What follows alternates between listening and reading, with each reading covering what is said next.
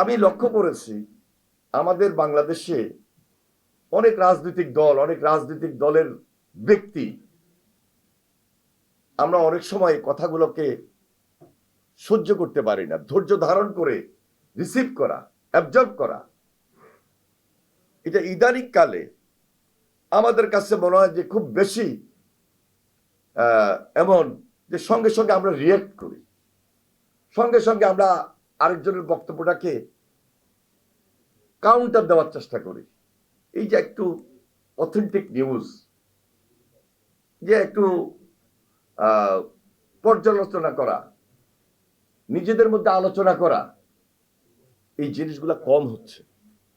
এটার কারণটা হলো বিশেষ করে গত 17 বছরের ট্রেন্ড, 17 বছরের যে অত্যাচার, নির্যাতন, গুম খুন, ফ্যাসিবাদী কায়দায়, কর্তৃত্ববাদী কায়দায়, স্বৈরাচারী কায়দায় যা হয়েছিল, সেটা থেকে ইচ্ছে করলে আমরা এখন বের হয়ে যেতে পারছি তা কিন্তু না, পারার কথাও না। যারা বাংলাদেশের বাহিরে অথবা আমাদের খুব ইয়াং জেনারেশন রাজনীতির সঙ্গে খুব বেশি সম্পৃক্ত না, অথবা যারা প্রকারান্তে রাজনীতি করার চেষ্টা করেন, তারা মনে করেন যে এটাই মনে হয় বাংলাদেশের রাজনীতি ছিল এবং এই প্রক্রিয়া আমাকে চলতে হবে এখন পর্যন্ত। কিন্তু না, প্রকৃতপক্ষে যদি আপনি একটা দেশপ্রেম নিয়ে কথা বলেন, কথা বলতে চান,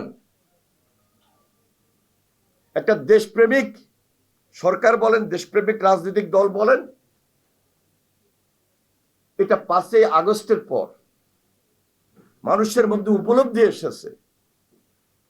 মানুষের প্রত্যাশার জায়গা থেকে রাজনৈতিক দলের কাছে, নেতৃত্বের কাছে, সেটা যুব সমাজ হোক, ছাত্র সমাজ হোক, তরুণদের কাছে, সবাই এই সাধারণ মানুষগুলোর প্রত্যাশার দাবি এখানে যে একটা রাজনৈতিক দলের গুণগত পরিবর্তন খুব বেশি জরুরি।